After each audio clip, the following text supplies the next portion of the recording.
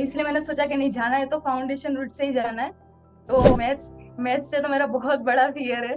तो मैथ्स ने मुझे बहुत रुलाया। तो मैथ्स में मैंने 2 बार फाउंडेशन दिया था और तीसरी बार में मैंने क्लियर किया कि बिल्कुल टेस्ट देना चाहिए, क्योंकि अगर टेस्ट नहीं देते तो हमें पता नहीं चलता कि कहाँ पे हम लैग कर रहे हैं और कहाँ हमें इम्प्रूवमेंट की जरूरत है, वो हमें पता नहीं चलता है। तो टेस्ट बिल्कुल देने चाहिए। इमोशन ऐसे मत, मोटिवेशन के पीछे मत भागना, पर अपना जो भी इमोशन है उसको फील करना कि हाँ मैं अभी डिप्रेस हूँ, मुझे कुछ समझ नहीं आ रहा आगे क्या करना है। जो भी इमोशन है ना तो आपके, उसको अच्छे से मतलब पहले डील करो। हेलो है ना, हाय एवरीवन। आज हमारे साथ है एक स्पेशल गेस्ट, सना। उनकी जर्नी है ना अमेजिंग रही है। बिकॉज अगर मैं केवल इतना बोलूंगा कि सना एक सीए फाउंडेशन दिसंबर 23 पास स्टूडेंट है तो शायद बहुत ज्यादा गलत हो जाएगा। सना पिछले 2 अटेम्प्ट ऑलरेडी दे चुकी थी दिसंबर 23 के पहले, दैट इज जून 23 एंड दिसंबर 22।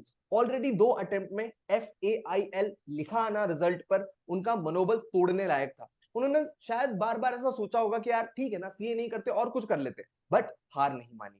दोनों अटेम्प्ट में फेल होते हुए भी दिसंबर 23 वापस दिया उन 4 अल्फाबेट्स के लिए PASS, ताकि वो इस जर्नी में कंटिन्यू कर पाए।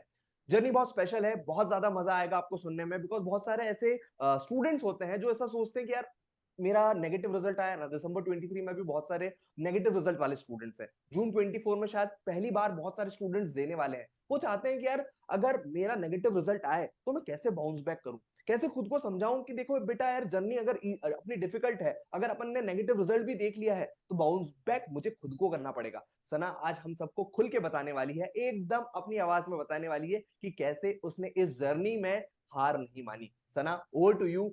मस्त एकदम आराम से बताओ, ताकि हमारे जो छोटे भाई हैं, छोटे बहन हैं, जो आपके जूनियर्स हैं और जो सोच रहे हैं सीए फाउंडेशन क्लियर करने का, उनको एक करेक्ट रोड मैप मिले, उनको एक करेक्ट गाइडेंस मिले। Over to you Sana, over to you. Yes sir, मेरा नाम सना है और मैं जूनागढ़ से हूँ, गुजरात के जूनागढ़ से हूँ।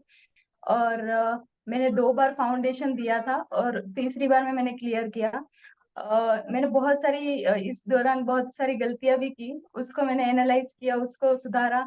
ये फाउंड जैसे कि आपने कहा कि जैसे डायरेक्ट एंट्री भी रूट होता है, पर मैंने वो नहीं लिया, क्योंकि मुझे ऐसा लग रहा था कि अगर मैं वो रूट ले भी लेती हूँ तो फिर वो फेल जो मैंने देखा था वो फिर इंटर में तो कितना ही वो हो जाएगा कि मैं कर पाऊंगी नहीं कर पाऊंगी, कितना सेल्फ डाउट आएगा मेरे अंदर कि मैं फाउंडेशन की एंट्री रूट से ही अगर नहीं कर पा रही हूँ तो फिर डायरेक्ट एंट्री ले लूंगी और फिर से फेल हो जाऊंगी, तो कहीं ना कहीं मैं अटेम्प्ट के लूप होल में कहीं फंस गई और फिर मैं खुद को संभाल नहीं पाई, तो फिर मैं क्या करूंगी। तो इसलिए मैंने सोचा कि नहीं, जाना है तो फाउंडेशन रूट से ही जाना है। तो इसलिए मैंने सोचा कि नहीं, करना है तो मैं पहले फाउंडेशन पास करके ही जाऊंगी। तो इसीलिए मैंने किया कि मैं फाउंडेशन से ही जाती हूँ ऐसा। अच्छा मुझे ये बताओ, हमने इनिशियली 2 अटेम्प्ट्स दिए, उसमें अपन ने नेगेटिव रिजल्ट देखा। तो देखो यार, हर इंसान को सर, पता होती है अपनी गलतियां कि कुछ ना कुछ गड़बड़ तो मैंने करी थी।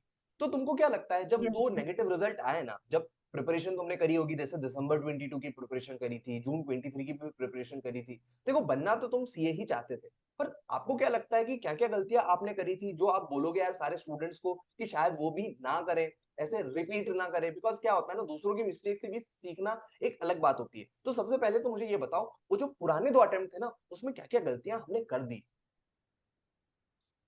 Yes sir. पहली बार तो मैंने जब पहला अटेम्प्ट दिया तो उसमें उस वक्त तो मैं इतना प्रेशर में थी कि मतलब समझ नहीं आ रहा था, और जब मैं प्रिपेयर करती थी तब भी ऐसा लगता था कि क्या सीए के एग्जाम है, ये बड़ी एग्जाम, क्या होगा क्या नहीं होगा। तो पहले मैंने मतलब जो सब्जेक्ट मुझे पढ़ने में मजा आ रहा है ना, मैं वही सब्जेक्ट पढ़ रही थी। जैसे ओके। कि लॉ में मुझे इंटरेस्ट है तो मैं लॉ पढ़ रही हूँ। और फिर कई बार ऐसा भी हुआ कि मैं टेस्ट सीरीज नहीं दिया। तो कहीं ना कहीं ऐसी गलतियां भी मैंने की है, तो उसकी वजह से शायद मुझे फेल का सामना करना पड़ा। और मैथ्स मैथ्स से तो मेरा बहुत बड़ा फियर है। तो मैथ्स ने मुझे बहुत रुलाया। तो मैथ्स में मैंने ऐसा जो वीकनेस थी ना मेरी मैथ्स, उसको ही मैंने मतलब कम टाइम दिया। हालांकि जो वीकनेस होता है उसको ज्यादा टाइम देना चाहिए। उससे इतना डर गई मैं कि ऐसा मतलब कि मैं बाद में कर लूंगी तो हो जाएगा, मतलब अभी मैंने किया तो मैं भूल जाऊंगी ऐसा वगैरह मतलब। तो मैं मतलब मैंने इसलिए मतलब कि मुझे शायद अटेम्प्ट लगा।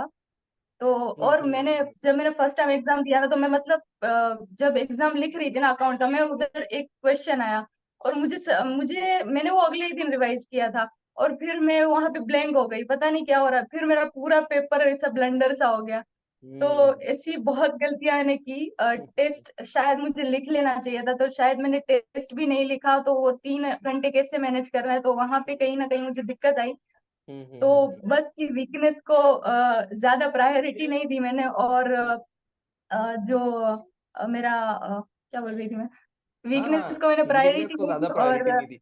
मैं सना तुम्हारे लिए ना एक बार हाँ, समराइज कर देता हूँ, तुमने जो भी पॉइंटर बोले ना बहुत ही अच्छे अच्छे पॉइंटर बोले। शायद तुमको अंदाजा नहीं था, बट ये बहुत सारे स्टूडेंट्स की वीकनेसेस होती हैं। जैसे तुमने सबसे पहले बोला कि यार मुझे लॉ बहुत पसंद था, बहुत सारे स्टूडेंट्स को यस इकोनॉमिक्स सर, बहुत पसंद होता है, अकाउंट्स बहुत पसंद होता है, तो वो यस सर, लगे जा रहे हैं उसको करने में, यार ये करूंगा तो पास हो जाऊंगा। बट वो सबसे गलत स्ट्रेटेजी होती है। अपने को पसंद भले एक सब्जेक्ट आ रहा है, बट एग्जाम तो चारों सब्जेक्ट की है ना। फिर तुमने एक चीज हमको बताई कि यार मुझे मैथ से बहुत डर लगता था, तो मैं यस मैथ्स में सर। डर ज्यादा लगता था तो उसमें कम टाइम देती थी। पर होना इसका उल्टा चाहिए कि यार अगर मैथ्स में मुझे ज्यादा डर लग रहा है, मेरी वो वीकनेस है, तो उसको मुझे वीकनेस को सुधारना है, उस वीकनेस को ओवरकम करना है, उस पर ज्यादा टाइम देना पड़ेगा। पर तुम मैथ्स को कम टाइम दे रही थी। ये भी बहुत सारे स्टूडेंट्स करते हैं कि यार उनको मैथ्स से डर लगता है तो वो मैथ्स से और दूर भागते हैं। दूर भागने से होगा क्या? एक तुमने तीसरा रीजन बताया कि यार जब मैं जा रही थी पेपर लिखने, जो 3 घंटे का पेपर था उसमें अगर एक आध ऐसा कुछ क्वेश्चन आ जाता था जो थोड़ा सा बाउंसर हो जाता था, तो तुम घबरा जाते थे। और वो घबराना इसलिए बनता था कि बिकॉज तुमने कभी उसकी प्रिपरेशन ही नहीं करी। बिकॉज क्लास 11 12 में आई गेस तुमने प्री बोर्ड्स वगैरह देते हैं, अपन बहुत सारी प्रैक्टिस करते हैं, शायद प्रैक्टिस कम थी इसीलिए कहीं ना कहीं गड़बड़ हो जाता था। ऐसा ना, अगर तुम बता पाओ कि जो तुम्हारा पहला एग्जाम था दिसंबर 22, उसमें तुम्हारे मार्क्स कितने थे आउट ऑफ 400, अगर याद आ रहा हो तो? Of course. आई थिंक 183 के अराउंड था, ऐसा कुछ। ओ, मतलब पहले अटेम्प्ट में तुम बहुत क्लोज थे, मतलब मेहनत तो बहुत ज्यादा करी थी, बस 17 मार्क्स रह गए यस थे। सर, और जून 23 यस में सर। कितने मार्क्स थे आपके?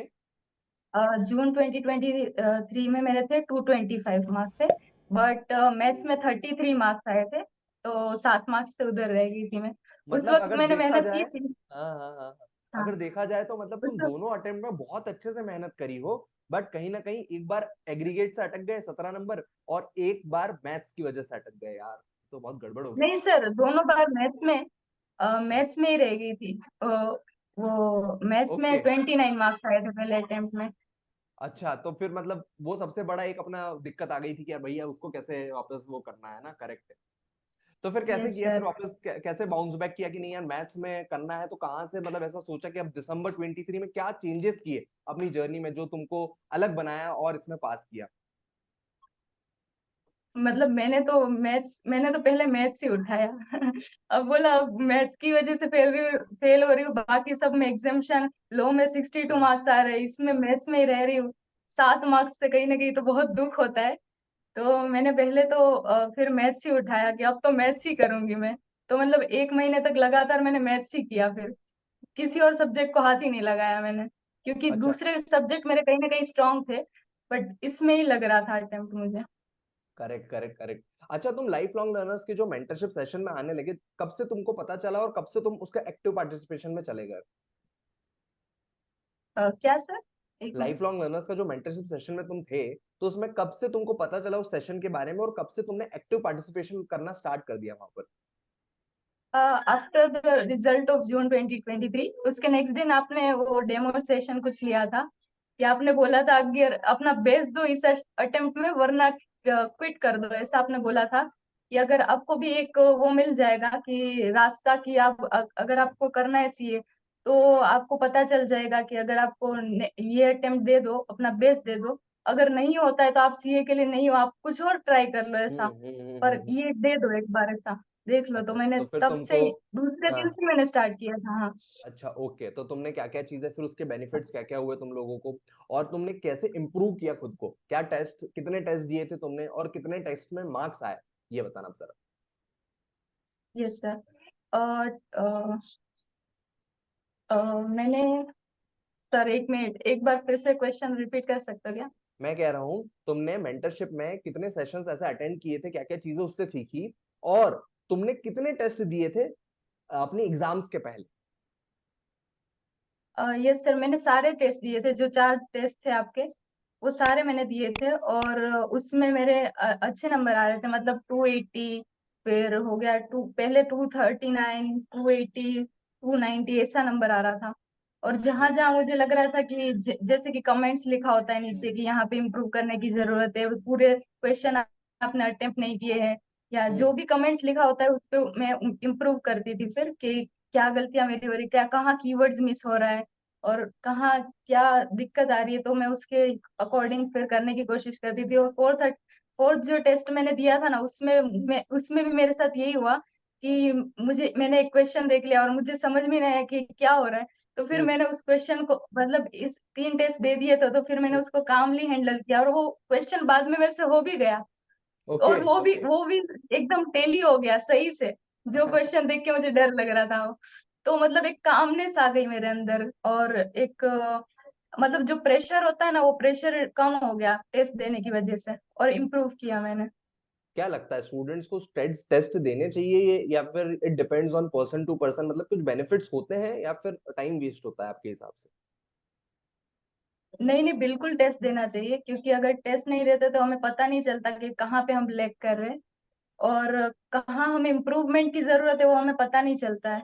तो टेस्ट बिल्कुल देने चाहिए। बिल्कुल। मुझे ये बताओ यार, जो भी स्टूडेंट अभी नेगेटिव रिजल्ट वाले हैं, उनको तुम क्या दो तीन ऐसी चीजें बोलना चाहोगे ताकि उनका एक मोरल बूस्ट हो और वो सोचे कि नहीं यार, अपने को सीए फाउंडेशन जून 24 निकालना है। Yes sir. जो भी पहले फेल हुए हैं, उसको पहले जो भी मतलब फेल है ना, जो इमोशन तुम फील कर रहे हो ना, उसको एक्सेप्ट कर लो। जो भी मतलब है इमोशन, रोना है या अपसेट हो, कोई बात नहीं। जो इमोशन, ऐसे मत मोटिवेशन के पीछे मत भागना, पर अपना जो भी इमोशन है उसको फील करना कि हाँ मैं अभी डिप्रेस हूँ, मुझे कुछ समझ नहीं आ रहा आगे क्या करना है। जो भी इमोशन है ना तो आपके, उसको अच्छे से मतलब पहले डील करो। फिर आप सोचो कि आगे क्या करना है। कि वैसे एनालाइज करो खुद को कि कहाँ मैंने गलती की थी, उसकी वजह से मैं अटेम्प्ट लगा मुझे। खुद एनालाइज करो, फिर स्ट्रेटेजी बनाओ, अपना माइंडसेट थोड़ा पॉजिटिव करने की कोशिश करो। और बस वो फेल हो गए ऐसा मत सोचो। पर अभी एक जर्नी थी, तो अभी एक और नई जर्नी है, हर दिन एक नया सवेरा है, तो मतलब तो उसी के हिसाब से आप चलो और जरूर आप पास होगे, अगर आपने सही स्ट्रेटेजी की और टेस्ट दिया और अपनी वीकनेस पे काम किया तो आप जरूर पास होगे। बहुत बढ़िया सना, मतलब तुम्हारी एक एक बात ना वो एक्सपीरियंस वाले एक स्टूडेंट की निशानी दे रही है कि नहीं यार, तुमको अगर नेगेटिव रिजल्ट भी आया तो अब उस पर रो नहीं सकते ना, कोस नहीं सकते यार इंस्टीट्यूट ने ऐसा कर दिया मेरे साथ, अब तो कोर्स चेंज हो जाएगा, जून 24 में तो ऐसा आ जाएगा।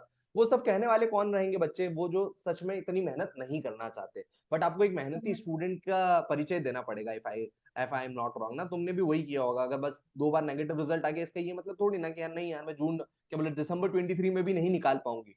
करेक्ट सना? Yes sir. बहुत बढ़िया यार, बहुत बढ़िया। I am very proud of you कि आपने इतनी मेहनत कर डाली, बिकॉज 2 अटेम्प्ट ना निकलने के बाद ऐसा कोई स्टूडेंट होता है ना जो अगले तीसरे अटेम्प्ट में निकालता है, उसके अपने आप में बहुत बड़ी बात होती है। और सीए फाउंडेशन में वो हार ना मान के तुमने एक साबित किया कि नहीं यार, मैं इंटर फाइनल लेवल पर भी अपना बेस्ट दूंगी और कोशिश करूंगी उसको एक बार में क्लियर करने का। अभी कैसा जोश है? इंटर और फाइनल एक बार में क्रैक करना है नहीं करना है? यस सर, बिल्कुल बिल्कुल। अब तो फाइनल इंटर दोनों एक फर्स्ट अटेम्प्ट में ही करेंगे, और जो गलतियां की अब वो रिपीट नहीं करूंगी मैं। बिल्कुल भी रिपीट नहीं करना है, और सच में शुरू से मेहनत करना है ना। जो शुरू से मेहनत करता है ना, अभी जैसे बहुत सारे बच्चे होंगे फाउंडेशन वाले, सोचेंगे ठीक है कर लूंगा, अभी तो टाइम है करके, ऐसा नहीं होता है ना। अभी फेब्रवरी है तो ऐसा समझो कितने दिन बाकी हैं, आपके पास कैलेंडर होना चाहिए। एक शायद अपन मेंटरशिप में कैलेंडर भी ऑर्गेनाइज करवाते थे, तुम भी करते थे उसको, रोज डेली टारगेट वाला। हाँ, मैं अपना टू डू लिस्ट अलग से मेंटेन करती थी मैं। बस वही, यही तो हाँ, चीजें कभी चेंज कभी करनी है। कभी कभी फुलफिल नहीं होता था वो टू डू लिस्ट, बट हर दिन एक नई जर्नी की तरह, हर दिन को एंजॉय करना है और हर दिन अपना बेस्ट देना है, वही कोशिश करना है और डिमोटिवेट नहीं होना है। जो भी होता है वो हो गया। करेक्ट करेक्ट, बहुत बढ़िया Sana, thank you so much for your time. आज बहुत सारे स्टूडेंट्स की ना हेल्प हुई होगी, बिकॉज अभी वो बहुत कंफ्यूज हुए होंगे कि यार मैं नहीं निकला, मैं बहुत ऐसा है अकेला फील कर रहा हूँ, और बहुत आइसोलेटेड हो जाता है ना इंसान। अब जैसे तुम्हारा भी नेगेटिव रिजल्ट आया था, तो सब आसपास वाले सब बधाई देते हैं कि क्या बोले, सब आसपास वाले बधाई नहीं देते, आसपास वाले बस अपने को मोटिवेट करते हैं करके कि नहीं यार कोई बात नहीं, तेरा अगले अटेम्प्ट में हो जाएगा, अगले अटेम्प्ट में हो यस। जाएगा। बट मेहनत तो अपने को ही करनी होती है ना। एट द एंड तो अपने को ही कॉपी पेन वापस उठाने पड़ते हैं, पुराने मॉड्यूल्स रेफर करने पड़ते हैं, पुराने नोट्स रेफर करने पड़ते हैं, पर मुझे ऐसा लगता है जो बच्चा ठान लेता है कि करना है मतलब करना है, तो उसका रिजल्ट जरूर चेंज होता है। Thank you so much Sana for your time. बहुत सारे स्टूडेंट्स की इसमें हेल्प हुई होगी, एंड मेरा मैसेज बस यही रहेगा सारे स्टूडेंट्स को कि सना जैसे स्टूडेंट से आप सीखें, अपने सीनियर से सीखें कि उनका अटेम्प्ट जरूर लगा पर उन्होंने हार नहीं मानी, और सीए फाउंडेशन दिसंबर 23 जैसे अटेम्प्ट्स को पास करके ही ठानी। Bye bye, take care, see you in the next class, next video for sure. Bye.